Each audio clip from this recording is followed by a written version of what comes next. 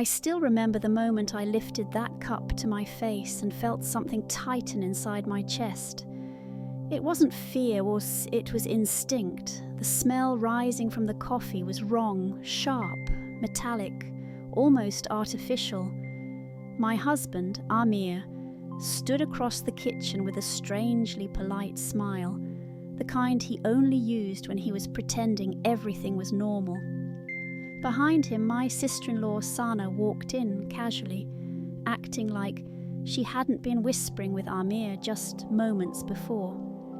At that moment, I didn't know what was happening, but something deep within me whispered, "Don't drink that."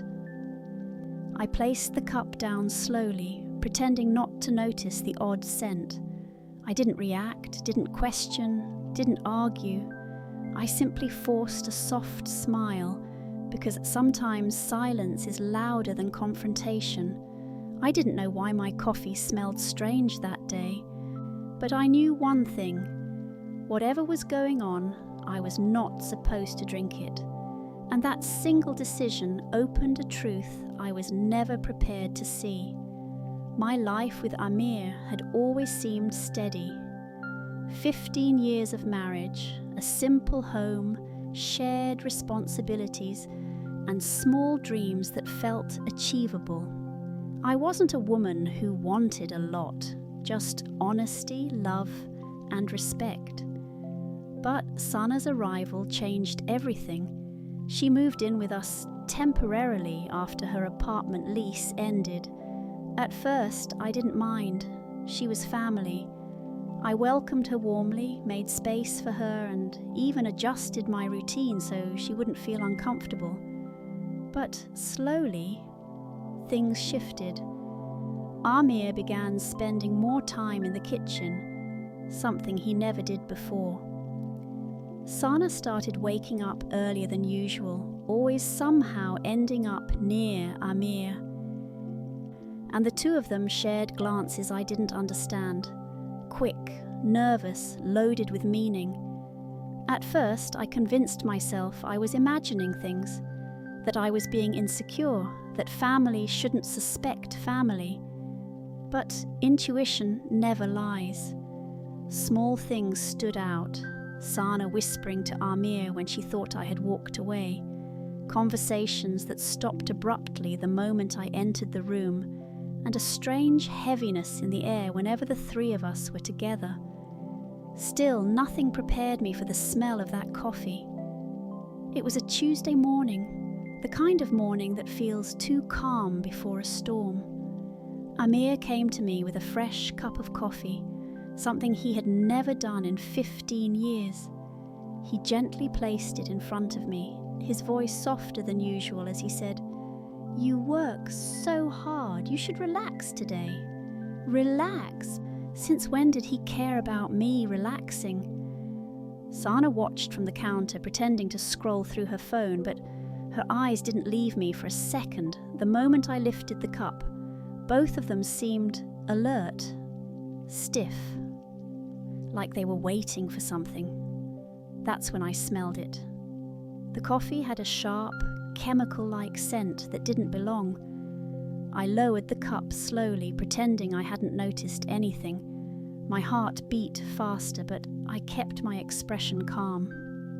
I knew reacting would only alert them. I needed time. Time to think, time to understand, time to protect myself. And then Sana picked up her own mug from the counter. That's when an idea formed in my mind.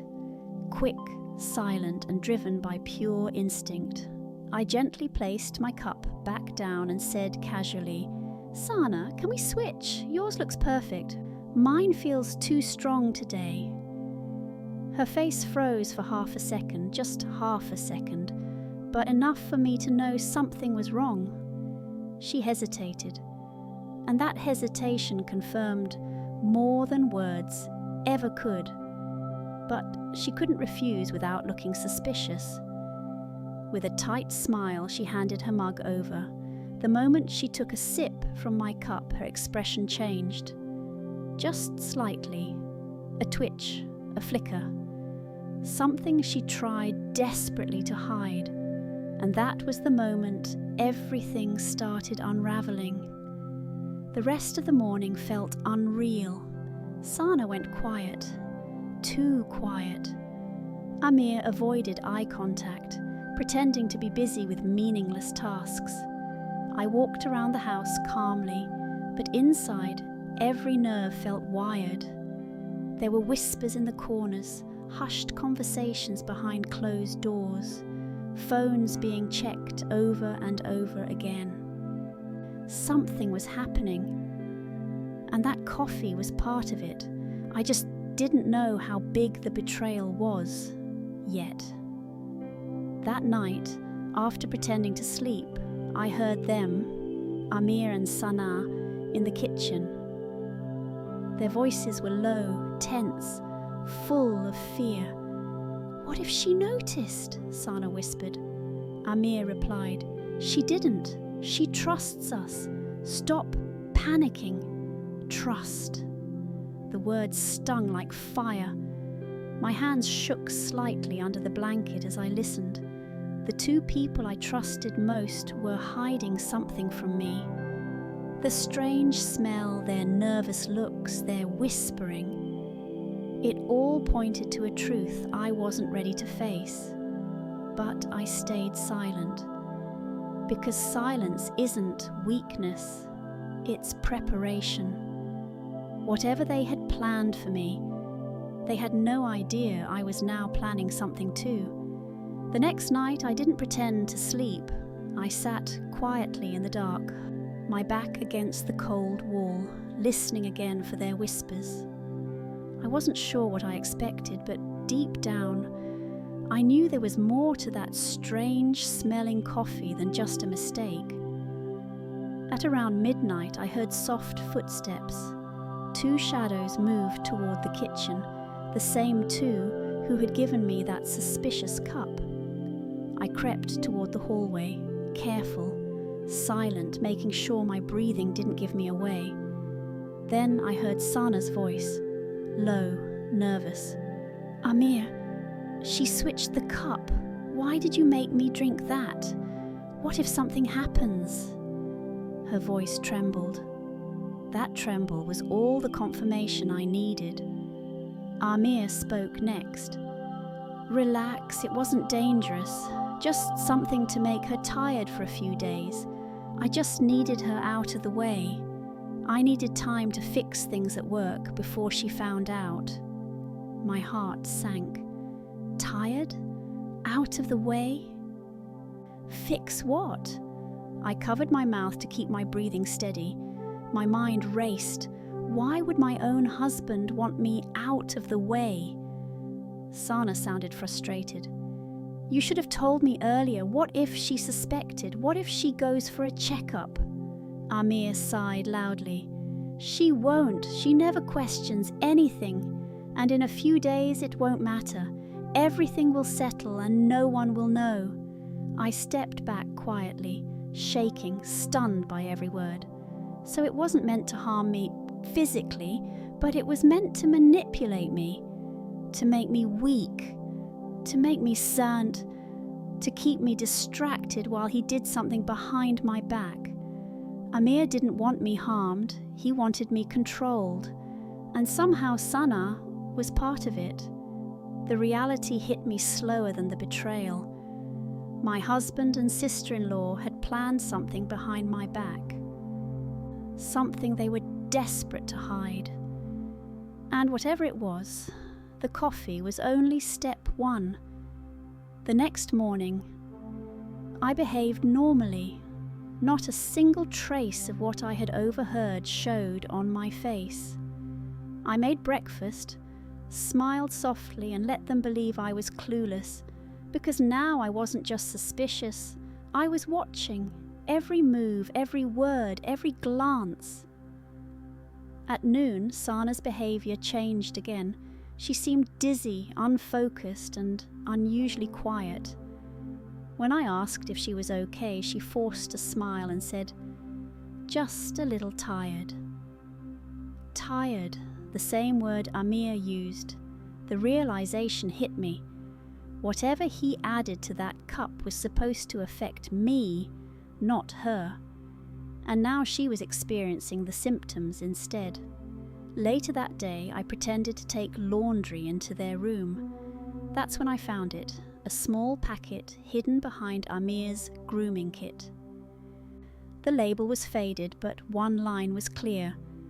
For mild sedation, not to be consumed regularly. My heart stopped. This wasn't just something to make me tired, it was meant to sedate me, to keep me quiet, to keep me unaware. My hands shook as I put the packet back. What was happening? Why would Amir sedate me? The answer came quicker than I expected. While returning from the room, my eyes accidentally landed on Sana's open laptop on the table. One single document was visible on the screen. Property transfer. Power of attorney. My name. My signature section. Empty. I froze. The truth burned like fire. Amir wasn't hiding a mistake. He was hiding a transfer. My home. My savings, my property, everything I had worked for. And to get it, he needed me sedated, slow, foggy, disoriented. So he could convince me or trick me to sign without noticing. Sana was helping him prepare the documents, and the coffee was step one. My knees weakened. 15 years of marriage, and this was his plan? To erase me from my own life? To shut me down quietly so he could take everything? But he had no idea what was coming, because the moment I saw that document, a different fire awakened inside me. The fire of survival, the fire of revenge. I wasn't going to expose them immediately. No, that would be too easy for them. I needed to make sure their entire plan collapsed, slowly, painfully, and poetically. From that moment on, everything I did had a purpose. I wasn't just watching anymore, I was preparing. I started by acting even more tired than usual. I let my shoulders slump, let my voice soften, let my eyes look a little distant. If Amir wanted me weak, I would let him believe I was, because a person who looks broken is the last person anyone suspects. Every day I watched as Amir pushed a little more. You look exhausted. Maybe you should sign some papers so I can handle things for a while, he said one afternoon. I nodded slowly, pretending not to understand. What papers? Just some routine things, he replied quickly. Bills, rent agreements, small things. Small things. He had no idea I had already seen the real document. Meanwhile, Sana kept consuming the very coffee that was meant for me. I gently offered her my cup every morning, claiming, "You need it more, you barely sleep." Each sip made her more tired, more off balance, more emotional. If they wanted to sedate someone, they sedated the wrong woman. Amir grew more frustrated as days passed. "She's not agreeing," he whispered angrily to Sana one night. "And you're becoming useless for the plan." Sana snapped back. "Maybe your stupid mixture is affecting me too much. I can't focus." I listened, smiled silently. They were breaking from the inside, and I hadn't even started the real revenge yet. But the final trigger came when I checked my phone one afternoon and saw something that made everything crystal clear. Amir had been messaging someone secretly.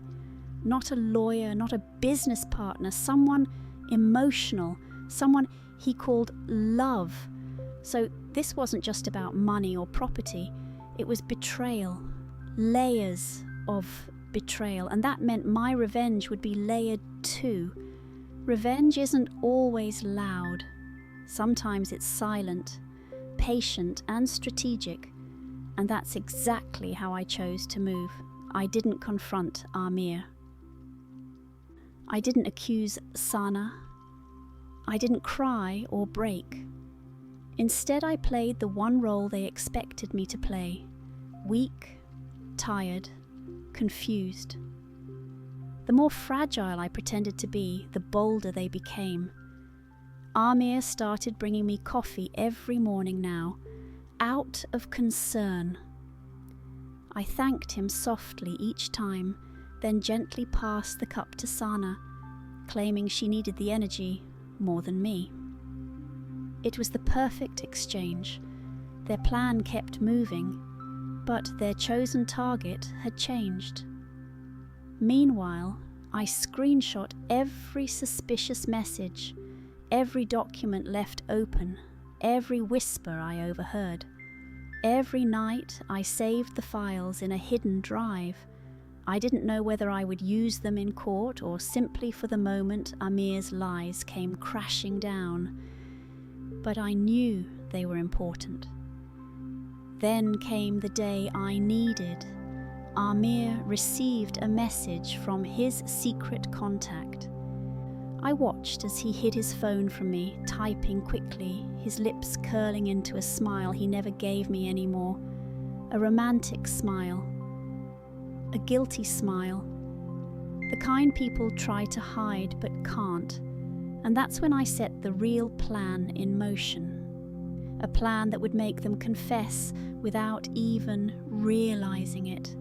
I approached Amir one evening, my voice deliberately weak. "Amir, I feel really dizzy today. Maybe you're right. Maybe I should let you handle the paperwork. You can show me tomorrow." His eyes lit up almost instantly, not with worry, but with opportunity. "Yes, of course, I'll prepare everything. You just rest." Rest. That word tasted bitter now, but inside I smiled, because I wasn't preparing to sign anything. I was preparing to expose everything. The next day, I prepared the house exactly the way I needed it. I placed my phone, recording, inside a flower vase in the living room. I positioned another small device inside the cabinet near the dining table, and the third one I placed in the kitchen where they loved to whisper. By afternoon, Amir came home dressed neatly, holding a file. Sana followed him, still looking tired and unfocused from the days of drinking the coffee meant for me. Amir cleared his throat, pretending to act professional. "These are just simple documents. Sign here, here, and here." I kept my face blank. "What are they for?" He spoke too fast. "Just routine, bank updates, property maintenance agreements, nothing major." Property, maintenance, routine, all lies.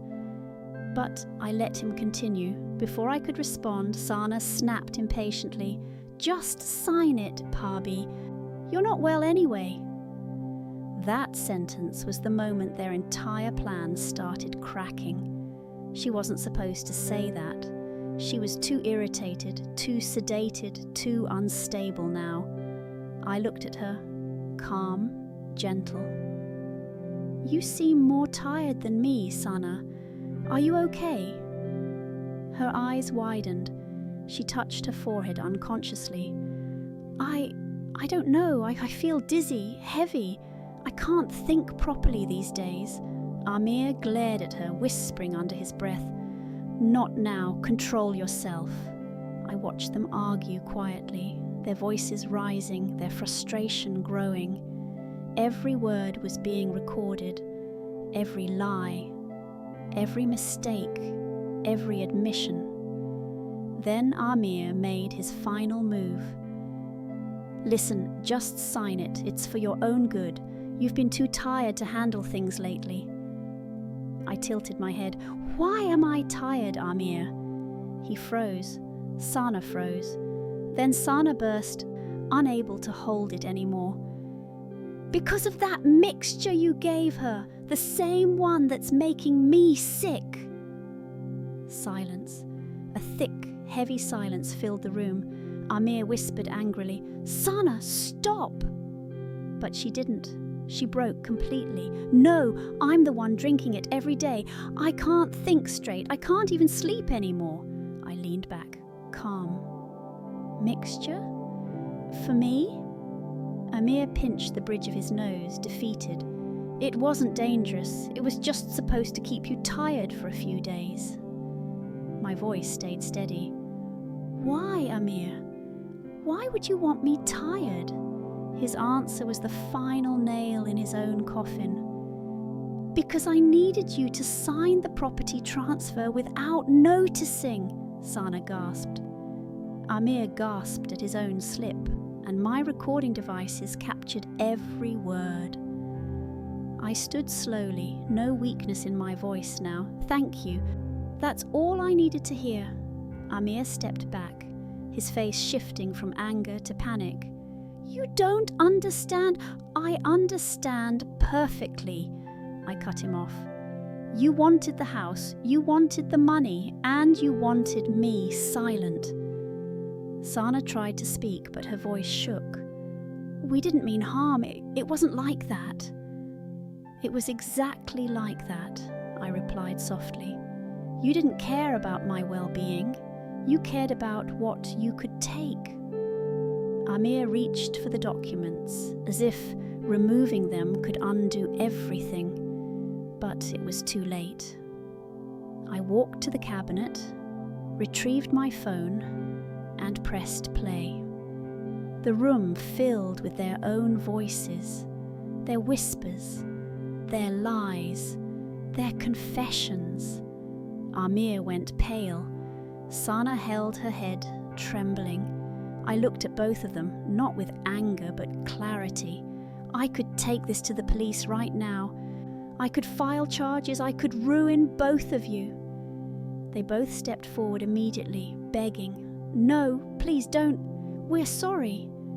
We didn't think." I raised my hand, silencing them. "I won't destroy anyone. I don't need revenge to be loud. I just need my freedom." And then I delivered the part they weren't ready for. "I've already spoken to a lawyer. The house, the bank accounts, everything is secured under my name alone now. Legally, permanently." Amir's voice broke. "What? How?" "While you were busy trying to sedate me," I said calmly, "I was busy waking up." Sana had tears in her eyes now. "What do we do?" I stepped back, holding my ground. "You pack your bags," I said softly, "both of you. And you leave my home." They didn't argue, they didn't fight, they didn't scream. For once, they had no words left. Within 2 days, they were gone, quietly, shamefully, without looking back. I didn't tell anyone what happened. I didn't ruin their names. I didn't expose them publicly, because sometimes the greatest revenge is living a life they can no longer touch. I stood in my living room the day after they left. The sunlight felt different, warmer, lighter, almost like the house itself was breathing again. I made myself a cup of coffee. I breathed in the smell slowly. Clean, pure, safe. For the first time in weeks, I felt peace. As I sat by the window, I realized something important. Betrayal doesn't break you. It reveals you. It shows you who you are when the people closest to you show who they truly are.